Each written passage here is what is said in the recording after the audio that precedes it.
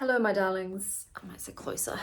Hello, my darlings, and welcome to my May wrap up, where I tell you everything that I have done in the month of May and all of my favorites and highlights from the month. Yes, obviously there were low notes. May was a really bad financial, thanks Trump, and health month for me, but you know, I'm trying to deal with it. My daughter was also home the entire month due to bullying. We've had her class changed, but unfortunately there is another development that has occurred. The drama just keeps on coming, and I'm very much a low drama person. I like having boring months. I don't need the excitement. So I would like to have, a chill June. That would be wonderful. But let's talk about all the great things from the month of May. So we'll start with birthdays. My dad turned 65. He is not throwing a birthday party, but I will at some stage take him out for lunch or dinner or something. My mum's also having a 60th, so I'm literally dressed like this because I'm going to her party this evening. It is at Boozy Rouge. I'll be popping in some footage to show you as well. And I also took her out to a Van Gogh inspired afternoon tea. So it was cakes and sandwiches and things like that, but it was inspired by Van Gogh's artwork. So we did that today. I went to something in Australia called the Big Design Market. So it's just a lot of homemade art and wares and fashion and candles and all that jazz. I bought a bunch of candles. That was my main purchase. I also got a gorgeous mug, and I'll insert footage here. If I had the money, I would have bought that pottery seller's entire store. So pretty, but I ended up settling on a hug mug. Eurovision was this month. I am obsessed with Eurovision, and if you don't know what that is, it's where the fashion is louder than the singing and nobody knows what's going on, but we love it. It's very camp and queer and over the top and cheesy, I guess, but I dig it. And my ex-husband had a Eurovision party and I dressed up.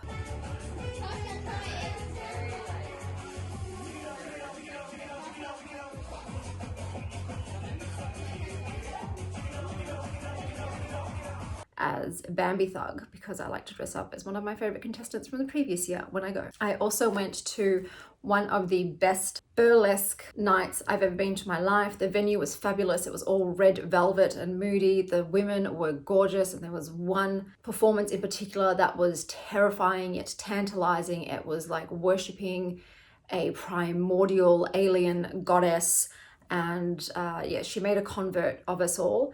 And it was full frontal nudity, but it was just, we were all shooketh. We didn't know how to feel. We were all like, what did we just witness? And amen. So highly recommend, if you're Melbourne, hitting up Viva, and especially if you get the chance to see one of Hannah's shows, because it was pure art. While I was there, I had the best mocktail I've ever had. Normally mocktails are just juice or soda, but this Pink Pony Club cocktail, it was so bloody good, guys. I was licking the glass clean. I also went to this place called the Museum of Desire in Melbourne, and it's basically a museum of sexual interactive exhibits. There's art, there are mirror rooms playing techno, there's a ball pit full of boobies.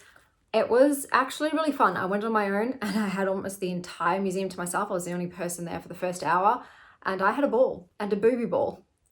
At that. But yes, it was a lot of fun. Because of the health stuff and some new things going on with me, I did end up closing my Patreon that I was running for my book channel. I just couldn't keep up with the monthly videos I had to make with Patreon. People subscribe and they expect to get certain videos in that month, and so I just couldn't keep up with the deadline nature of it. I thought, this is not sustainable for me in the long term. I'm having to force myself on days that I really don't want to film, and I'm just not happy with the quality I'm putting out because of that. And I thought, Chanel, it's just not possible right now. You have to have no extra obligations on you. Like, this isn't working. And so I had to shut that down. But I got to know some of my viewers. I got to cultivate some really lovely online relationships with some of my viewers from that experience. So that was really invaluable. And I did learn some things from the experience. But yes, Patreon, anything that requires a deadline is not for me. I opened up an Etsy store, as you know, so I'm going to give you my experience with it in case you've ever thought of doing one yourself. Now keep in mind, I opened this store to just try and recoup some of the cost of my yarn and buttons because I have very expensive taste in yarn and buttons. So I did not open a store to try and make a profit or to try and have it as like a side business or a side hustle. It's literally just if I could get some of the money back that I've spent on the yarn, that would be fantastic because it means I got the yarn for cheap rather than very expensive. Same for the buttons. So keep that in mind. If you are going to try, if you want to do Etsy as something that makes you profit, keep the following in mind. So I did learn a lot of things which I wasn't aware of. For instance, I didn't factor in the cost of packing package bags, to mail out the products, printer ink, paper, sticky tape, time spent packing the items and then having to go to the post office. So just to pack an item, to log in all the information on the carrier's website and to print out the labels and to pack the bags, that took 15 minutes per package alone. So if you are someone who wants to factor in the time that you spent on something and make sure you're getting paid for your time, keep that in mind. And then also going to the post office. And we all know post office might be a 10-minute trip, it could be an hour. It all depends on how many people are there, can you find parking, yada, yada, yada. So I definitely did not realize it would take as long to package and post items. I also didn't take into consideration the cost of sending the items. The postage itself too, I definitely underestimated. So at the start, I seemed to be about $1 to $3 off, and I was like, oh, I'll just cop the cost, And then there were some packages that were $10 more. And at that price, it means that I've gone below the cost of materials, which is not what I wanted to do. I wanted to at least cover the materials at the minimum. I was hoping to make sure I at least covered the cost of materials for that item and then hopefully made a few dollars to further reduce the price of the wool overall. So also keep that in mind. I was wondering why some people's shipping costs were double mine, and now I understand. They want to make sure that they are not out of pocket for anything. And speaking of out of pocket, with Etsy, for the first 2 weeks, you cannot access any of the money from your sales. So every item you send for the first 2 weeks, you are paying for out of your own bank account. So do make sure that you can cover the costs of shipping yourself for the 2 weeks that you start your storefront on. And now we're going to talk about Etsy's prices and hidden costs. So when you list an item, I think it's about 30 cents. The ads expire, as in the ad for your product will expire. So you do have to continue to relist it. So every time you relist, you'll pay another 30 cents. So do keep that in mind because I think overall that can add up, especially if you're selling something for like $10, you're going to end up taking a big chunk out of that. On top of that, Etsy take 15% of your listing. So 15% of whatever price you set, Etsy takes. And then from the shipping, they take 6.5%, which I was not aware of. For some reason, I missed that completely. So Etsy takes quite a large percentage of your sale price. And then on top of that, Etsy will not ever give you 100% of your sales cost after they've taken their cut. So Etsy takes their cut first. And out of the money that's remaining, they also keep a minimum of 10% at all times. Because if someone wants a refund, that's where they take the money out of. So you please keep that in mind. You are not getting anywhere close to 100%. If anything, you are getting more like 70% of your listing price. And then you've got to factor in your own government's cut from taxes on top of that. So keep that in consideration when you're pricing things. It finally made sense to me how other people were pricing their bags. Because I remember when I looked to try and set my price, I ended up setting my bags at the same cost as people who made their bags from acrylic yarn. So from some context, acrylic yarn costs around $5 a skein, and merino wool, which is what I use, costs $50 a skein. So you can see the price difference of materials with those two. People who were selling merino wool yarn, like I was, their bags were double the cost of mine. And once again, I understand that now after having been on Etsy. But because my business model is not about making a profit. It's not about a side hustle. It's just, like I said, about reducing the price. So instead of paying like $50 for my yarn, it turns out I've only paid $20. It's just discounted the yarn for me. That was my aim, to have paid less for my yarn. I did end up raising my prices so people would have seen by a few dollars, just to make sure I was not going out of pocket on any sales, thanks to over-the-top shipping, or just to make sure I stayed in that cost price covered zone. I didn't want to be selling them at a loss financially to myself. That would be stupid, especially too because I've spent many hours actually making the bags as well. Thankfully, no one's had any issues with their bags thus far. It is always a fear every time someone receives their bags. I do get this anxiety, like, please let it be okay. Let them be happy with their purchase. So keep that in mind too. If you're someone who's very affected by that and worried about people not being satisfied, I feel like that happens every single time I send an order. Once I get the notification saying, hey, they've received it, I'm just waiting with bated breath, like, is everything all right? But yes, hopefully that helps people if they're deciding to open an Etsy store, and they can be better prepared for all of the costs so they can determine whether or not it's actually a viable option for them. I guess most people too would probably factor in labor costs. So if you are spending 3 hours making something or longer, you might want to be paid for your time working as well, and that would have to factor into the costs too. And I do end up fielding a few questions. I get a lot of, I'm still getting dodgy questions that have nothing to do really with my bags. So there's a lot of phishing going on in Etsy, spam and dodgy stuff. So be mindful of that. That being said, I'm going to continue on with it. As I mentioned, I've got just so much yarn taking up space, so I'll probably go until I use it all up, and then I'll only list a bag if I get a new deck and I get a new ball of yarn and I've got 50% of it left over. So that's how it'll end up going. I'll have a ton of bags, and then eventually my store will only get like maybe one new bag a month.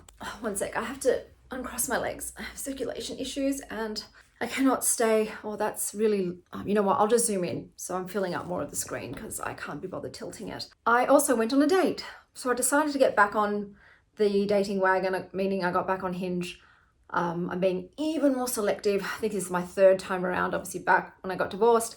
And then once after my ex-boyfriend and I broke up, and then I took a 6-month hiatus, and now I'm back on. I did end up going on a date with someone. We were absolutely vibing in terms of conversation, so mental connection, emotional, spiritual. However, when we met in person, the romantic spark wasn't there for me, and also we weren't aligned with our life goals. So they were moving to country Victoria for work, which is 4.5 hours, and then they were going to go travel around Australia for a year, and then they're going to go back to their home country of Canada and join the Canadian Coast Guard and live on a secluded island off the coast of Canada. So we weren't a match. I have kept in contact with him.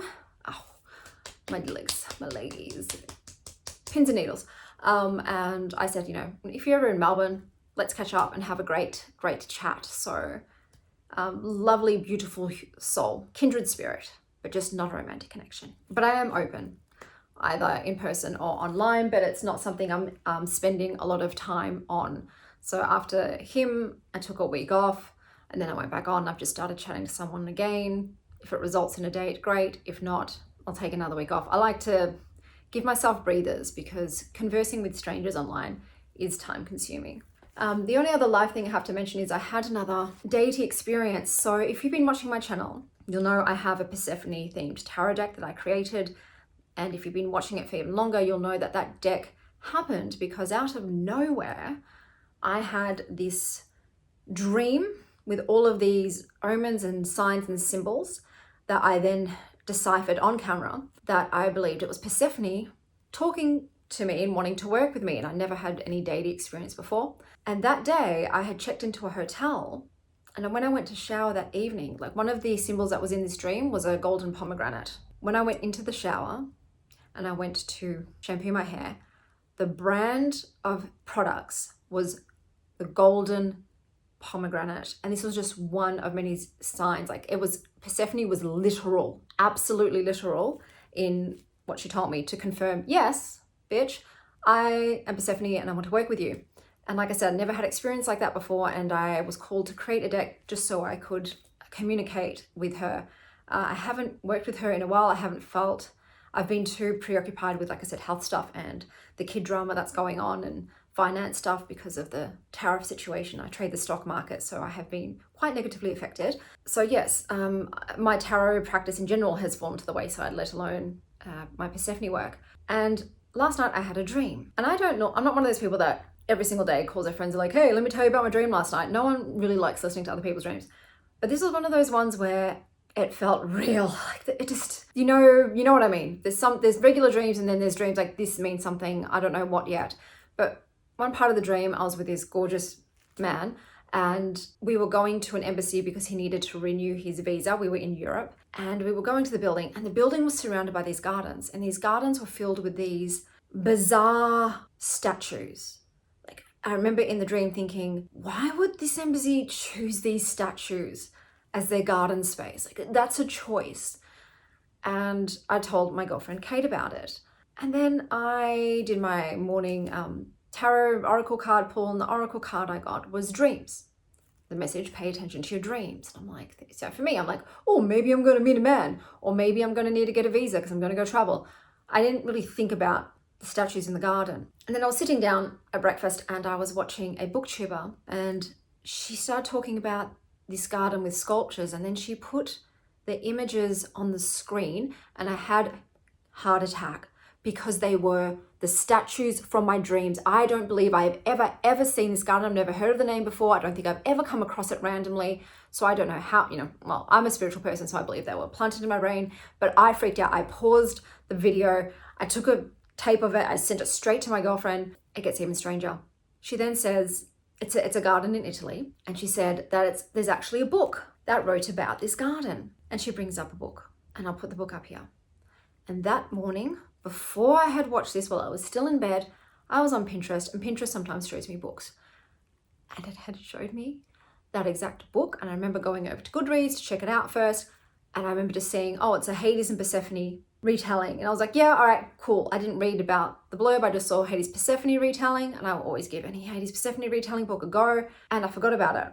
And then the book was there. And I'm like, holy shit, I need to research this garden. So then I start learning about the garden, and the sculptures are actually Greek mythology sculptures. And the first one that is there when you go into the garden is Cerberus, who guards the underworld, Persephone's domain. And I'm like, okay, I really believe that this is Persephone again, wanting to chat with me, because this is her MO with me. This is how she does it. She gives me a dream with very specific things, and then that day I will see those specific things, and she won't just confirm it once. She has to confirm it multiple times, because I'm a doubtful bitch. Okay, so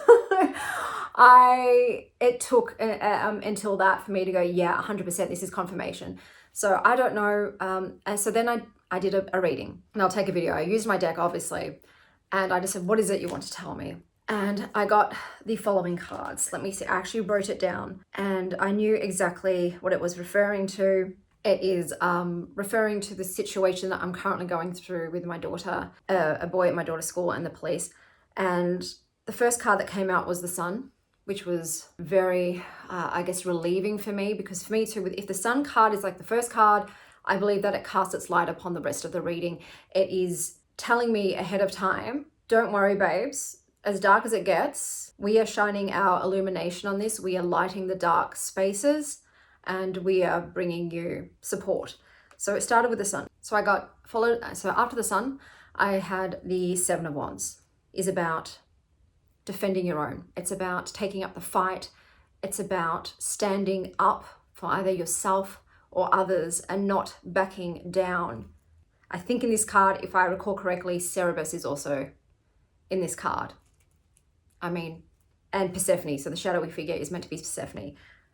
That was followed by the Queen of Swords, and that was telling me that I do need to perhaps not to rein in my emotion, because I'd previously got in trouble with the school when I was advocating for my daughter to have her class moved because of some bullying from girls. I was told off for being, it's not over emotional, but they were like, can you please bring your tone and down and calm yourself?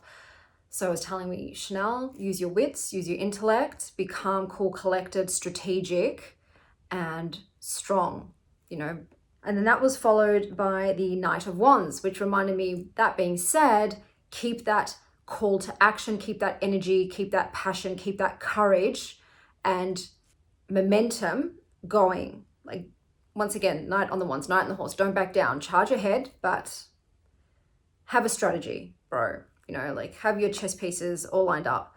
After that card, I believe it was Judgment. For me, once again, it's like a spiritual call to action. It's like, this is a worthy cause. There will be a reckoning. There will be a rising occurring from this challenge, keep up the good fight, basically. And then it was ended by the Four of Swords. So it's telling me once I have gone through it, we've come to the judgment phase where judgment will be delivered, where, you know, a verdict will be delivered, then it is time to rest. It is time to recoup.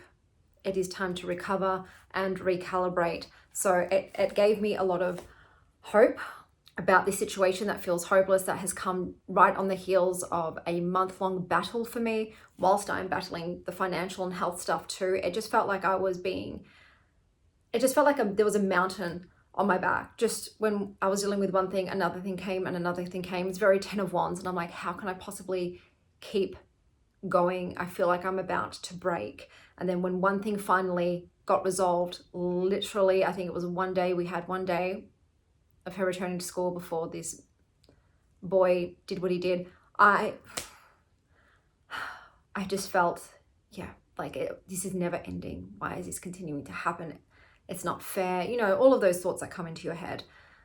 But then to have Persephone come to me in a dream, and I was just uncertain, like, what do I do? What are my choices? Do I take this to court? Do I fight the school? Do I fight this kid? What do I do? You know, what's going to be the best for my daughter? If I do decide to fight it, is that going to cause her more harm than good overall? Should I, it was so much going on. But yes, Persephone came through. That was the first message that was out. And then she had some other poignant messages for me regarding some things that I knew I wasn't coping with. I had obviously fears of scarcity coming up. I think when you suffer any kind of like financial loss, that is going to happen. But I knew that I was sinking into that heavily. And I knew that was also then feeding my health problems as well. And it's benefiting no one to live in that state of fear.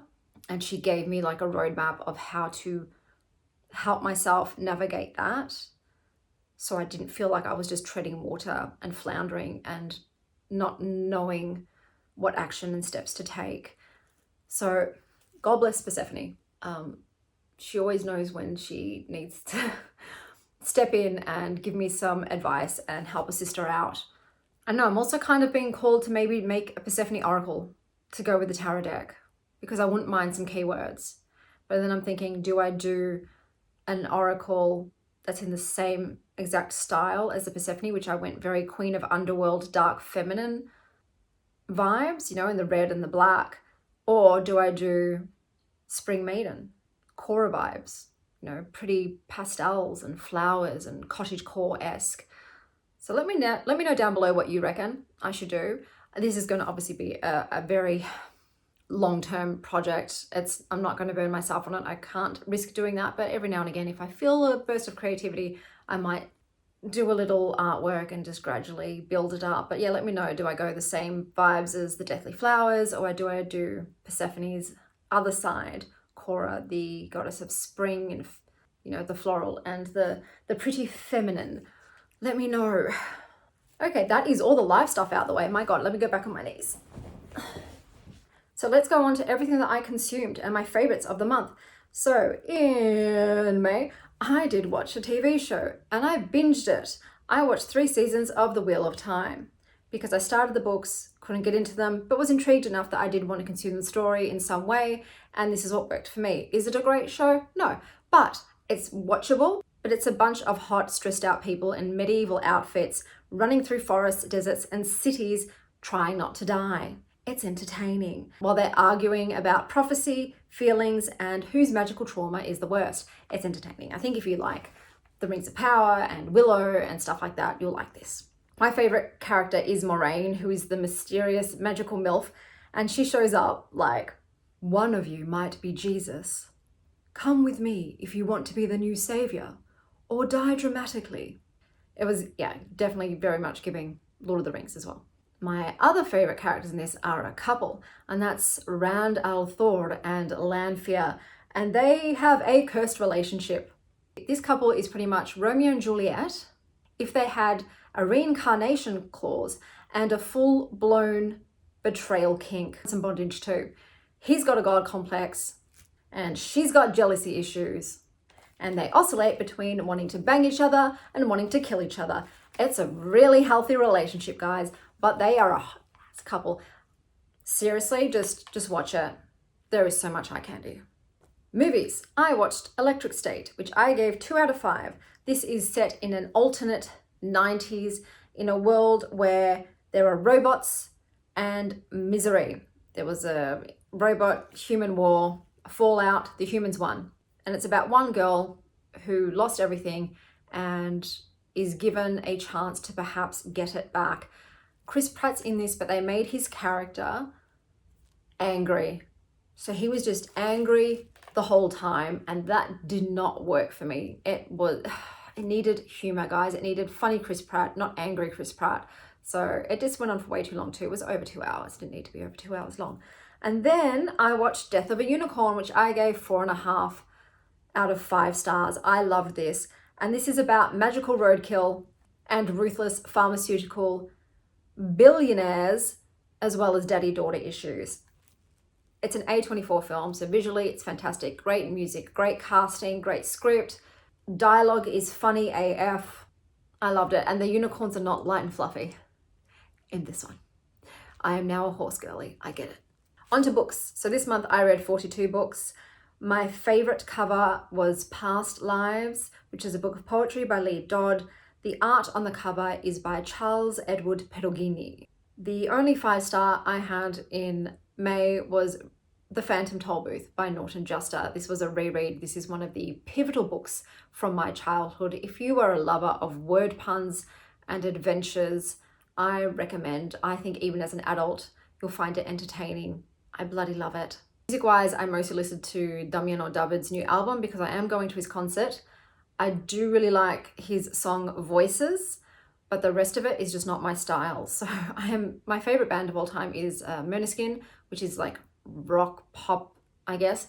Damiano's independent style, very different. He's got a very different flavor. I don't even know what you call his individual genre of music, but it's not my jam. So yeah, it kind of sucks. There's really like maybe 2 songs on the album that I like. The rest of it, not for me, but I'm still going to the concert. My favorite perfume that I tried this month was Dream by The Maker. It is a buttery cocoa magnolia, whisper of woods, and surreal creamy warmth of a perfume. It smells like a cozy dream. Unfortunately, it doesn't project or last long, so therefore it is not a perfume that I would wear out, but it is definitely something I'm going to consider buying for myself as an at-home perfume for those days where I just do want to smell like something, and this is just beautiful for that. My favorite thing that I ate this month, it was a pistachio latte, done well with generous amounts of pistachio cream and butter. It was beautiful. It was almost a meal of a drink. You know, it's like one of those drinks that you eat with a spoon and then you just really enjoy. My favorite outfit that I wore this month was this neon pink dress. It is just one of those compliment getter outfits. It's because of the color. It's also very flattering. It's a figure hugging dress. It's very comfortable to wear. It's not tight because the dress is stretchy. You can wear it without a bra and your boobies still look great. And like I said, I just had men and women stopping me to compliment me on that dress. So definitely that was my favorite outfit because it just boosted my self-esteem. Decks. I did back one deck this month on Kickstarter and it is called Visionaries Tarot. It is a multi-artist deck. I am a sucker for a multi-artist deck because it introduces me to the style of other artists, and sometimes I find amazing artists that I wouldn't have otherwise discovered, and sometimes they have decks of their own. So it's something that I'm always interested in, and there were enough cards in the mix that were phenomenal to me that it warranted buying the whole deck. Obviously there's cards in there I don't like at all, but there's some that would just stand out. So with that one, I think when I get it in, instead of my typical walkthroughs, I'm going to go through each card and tell you if I love it or loathe it, because I'll be interested to see how many I end up loving and how many I don't, and which new artist is my favorite from that. Clothes. I got a lot of clothes this month. So my beautiful stepmother gave me this saucy leopard print dress. I don't really own anything leopard print, but maybe I'm coming into my leopard print era. We shall wait and see. I also thrifted a bunch of stuff. So this dress you see here, I thrifted specifically for my mum's birthday. She was originally having a 1920s theme, and I know you can't see it on here, but I'll do a full length picture somewhere. the pattern on it that's lower down is a bit like Art Deco-y. So I thought that'll do. Like I did find a fringe flapper dress, but flapper dresses on my body, they make me look awful. I'm already short and I have an hourglass, and if you take out my waist, I look like a chode.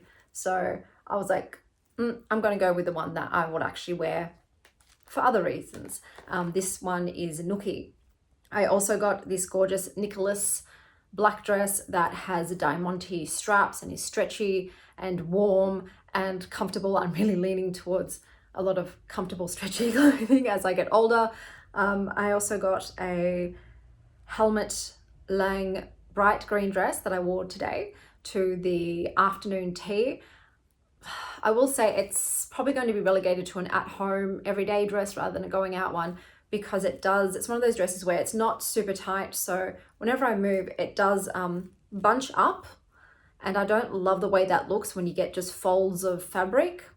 So I think with that kind of ribbing material, the dress really does have to be tight on the body and not loose, otherwise it's just not as flattering. I'm trying to think if I got anything else. If I did, I'll put it up on the screen. I don't think I did, but it's possible that I might have. The candle of the month for me, so I pick one candle. That's the candle of the month. It depends on, obviously if it's small, I'll have 2 candles of the month, but this one was big, so it lasted the entire month. And it was by Apotheke, and I got it on sale. I want to pay full price. This is Tonka Oak, and it has sweet almond, warm cardamom, clove, coconut, iris petals, musk, and tonka bean. It was very warm and cozy, and I did get a few compliments on when people came in. I probably wouldn't purchase it again because I wasn't obsessed with it, but it was really pleasant and really good for chill nights. I thought I'd also add some things that I've been obsessed with this month. So one thing is, at home I've been making rosewater matcha lattes. I'll just put a picture of somebody else's version of this because I haven't taken any photos and I'm not an aesthetic person at home. I don't prettily plate my food. I do it, slap it together as fast as I can so I can get it into my stomach. But yeah, I've just been mixing matcha with rose water and really enjoying that. I have been particularly obsessed with striped tulips this month, both the fresh garden variety and also painted striped tulips, especially the more vintage artists, and just gorgeous.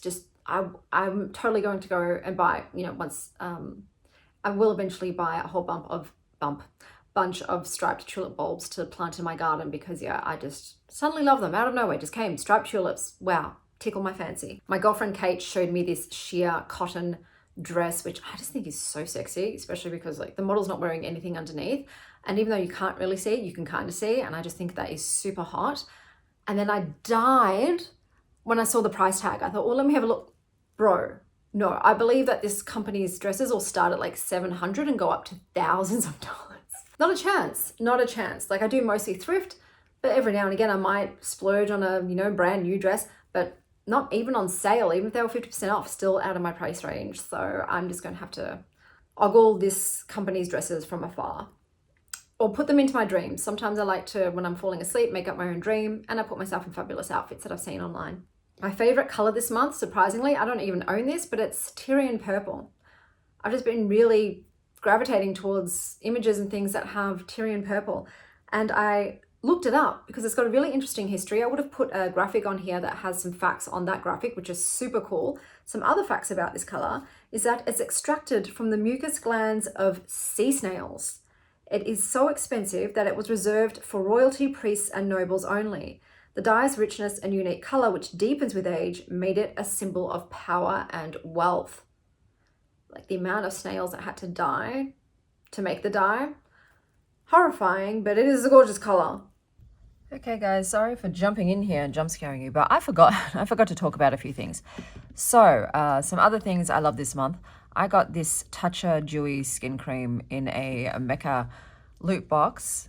Love it. I really love it. What I don't love, the price. I probably will not purchase this for myself, but it's probably something I might put, thanks Bluebell, I might put on a birthday wish list. But yeah, I really did love this moisturizer this month. Another favorite purchase of mine, so I got this from an op shop. This is a hand-painted Paisy plate. Paisy? I'm sorry, I'm still tired. I got home at 1 a.m. from my mum's birthday last night. A hand-painted pansy plate.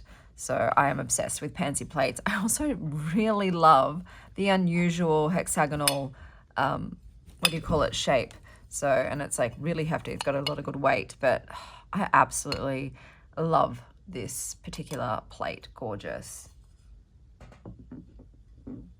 Besides that, I have crocheted a whole bunch, obviously, for my shop.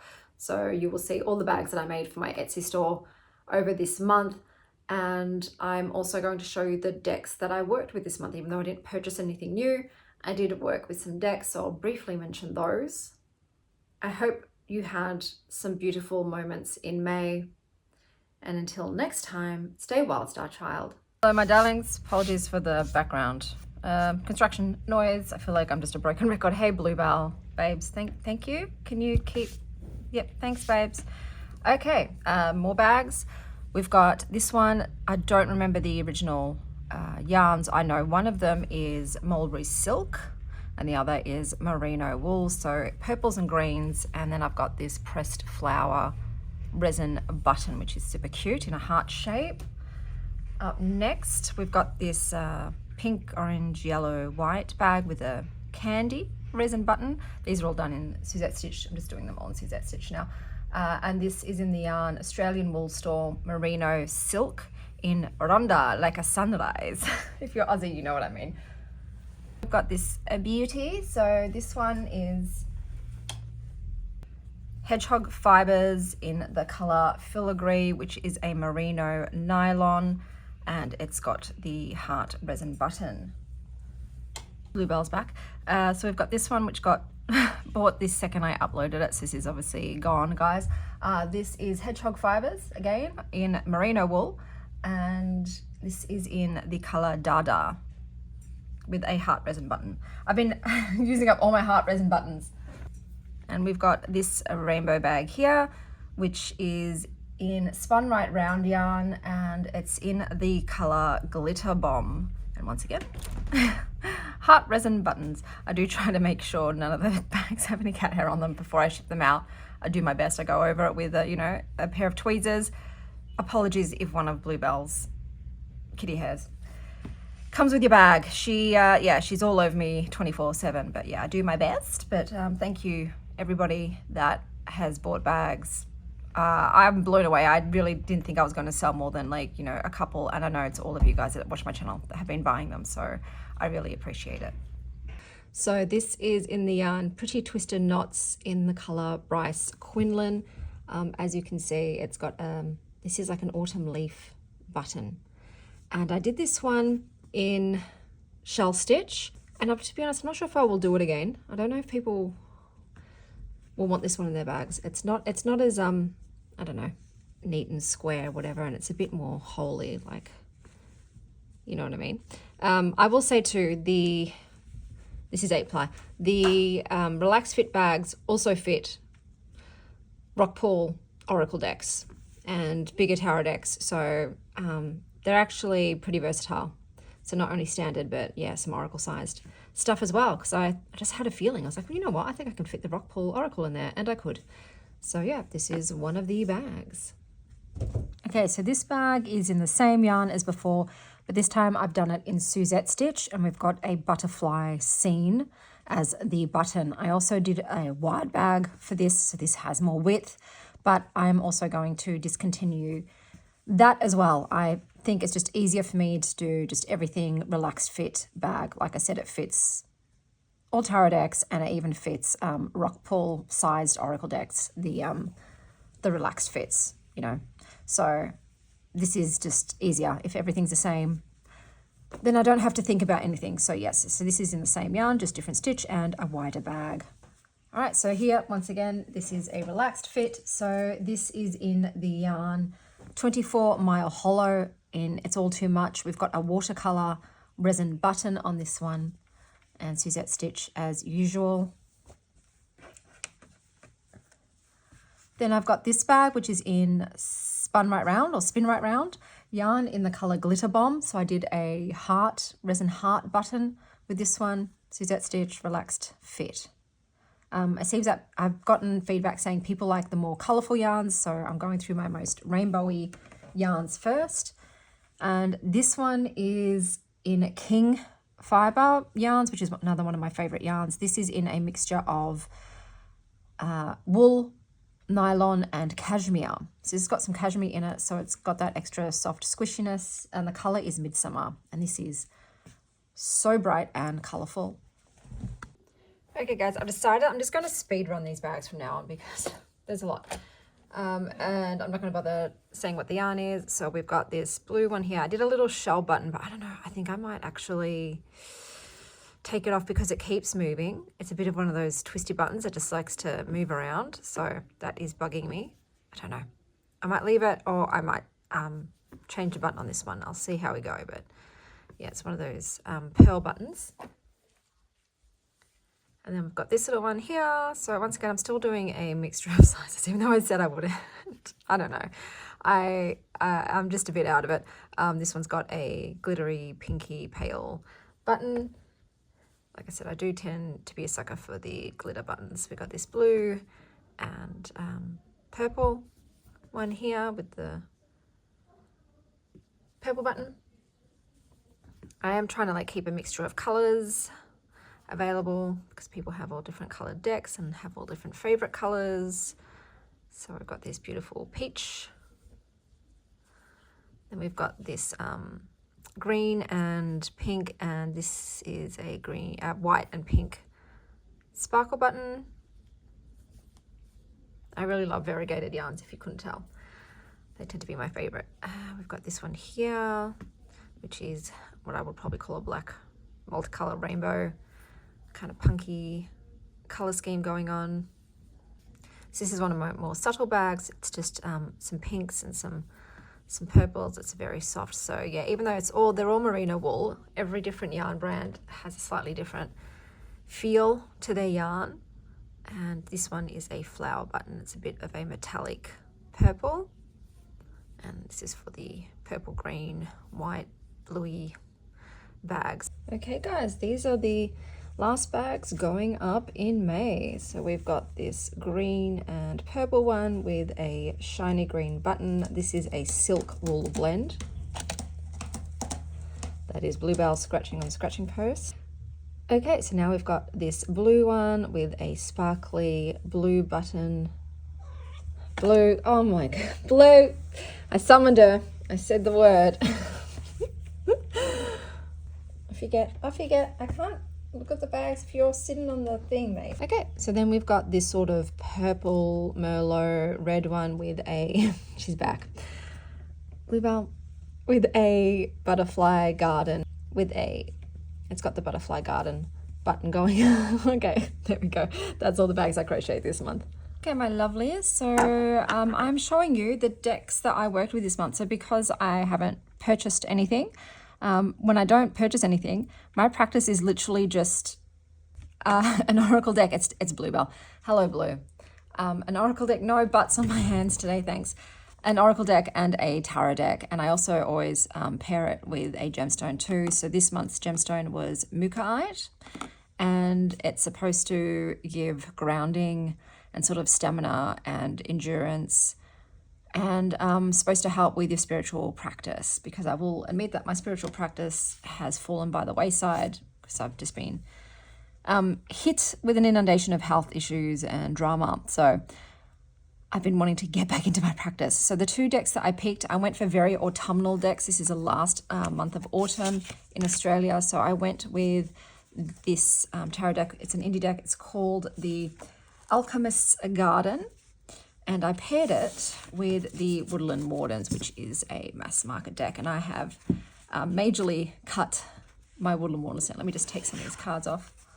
As you can see, I trimmed it to the ends of the earth, just to make it smaller. I loved these two together. So with this one, you've got a floral representation. So it'll have the Latin name and then the name of the flower. So they've put morning glories with the moon. A lot of morning glories actually bloom at night. So it's very apt. And here we've got the salamander and black pepper. So this deck pairs animals and some type of flora. And then you get the keyword down the bottom, which says inspiration. So I have absolutely loved this pairing. I really enjoyed spending my time with it. It was a great way to get back into a rhythm with my practice. The write-ups for the Alchemist's Garden are fantastic. I really like to sit there and sink my teeth into them. This one is very simple, so I'll do a little reading later so you can see how it's written. But I thought they were just a great way to send off the end of autumn and really get into those sort of cozy nature transitional based vibes, because yeah, this is a deck. These decks don't contain people, they just contain plants and animals, so they're very symbiotic in that way. And I found them very grounding, because that's what I really needed the most this much. I needed calm and stability and earthiness, and these two delivered that in spades. So I was thrilled. I've never paired these two before, and I thought that they worked really, really, really well together. So I will do a little reading for the month ahead and do a little message. Okay, so I got Wheel of Fortune, which has salvia as the plant. So I'll just do a little read of that. So the key words for Wheel of Fortune are chaos, movement, turbulence. I'll just read a small portion. See, down the bottom, it will tell you also about the plant that has been associated with the card. Nothing is as it seems, but this disorienting period may be a key in your enlightenment. Know that change is the only constant. You'll succeed when you open to how life teaches through anarchy. And then we've got Beaver and Birch with Home. One thing I don't like about this deck, that it does use Roman numerals, and it's like, man, you're asking me to flex brain power that I don't have. So I do wish it had been proper numbers over that, or alphabetical. So here you've got a bit about the animal and the plant, so Beaver and Birch, some bit about them. And then you've got the upright message, which is, now is a time to focus on nesting, homesteading and settling down. Decorate and tend to your environment in a way that supports a feeling of home. And you've also got like journal questions down the bottom there, which you can use. So for me, I feel this message is telling me that the wheel is turning, and that all of this chaos and anarchy that we've experienced in our home and family life will going to experience a shift. So this feels positive to me, like, hey babes, a lot of shit's been happening. It's for a reason. Fate is involved. We've had to move pieces around that may have felt very unsettling to you, that may have felt very unmooring and disturbing and maybe a little scary, but it's for a reason. Like the Wheel of Fate's always, I feel like it's everything's for a reason. Everything shifts to move you where the universe wants you to move. And all of this, like discombobulation, is going to settle. And we'll have a new normal, and things will clear up. And in the meantime, to just really focus on making sure that our nest is solid and safe while the world outside around us is storming and in disarray. Like, things are happening that are out of my control, but what I can control is my home space. This is my sanctuary, and I can weather whatever storm as long as I'm safe and sound inside with my loved ones, and we have that peace to ground us while, the tornado rages. And at the end of the day, this is what truly matters. It doesn't matter what else is happening in our external circumstances. At the end of the day, we all come home together and we can relax and let go and decompress and, rest and replenish and ready ourselves for another day tomorrow, with whatever comes at us. So I'm hoping that this also means, generally things are going to change. So the wheels are turning, and hopefully that is leading to mundanity. I would like a boring month of June, to be honest. I'm happy not to have much excitement or drama, just absolute boring weeks. Like, I've got nothing to report, guys. Everything is same.